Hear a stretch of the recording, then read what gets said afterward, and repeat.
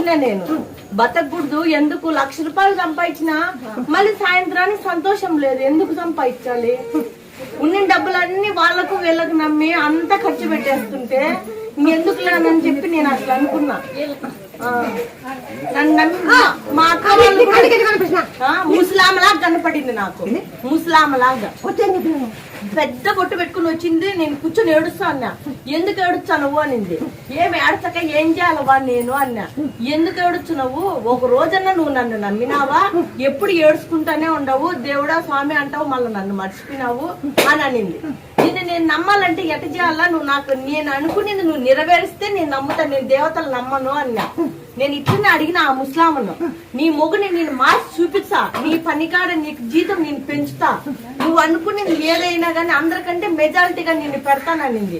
నువ్వు పెట్టు, మళ్ళీ నేను నమ్ముతానన్నా. నేను ముందు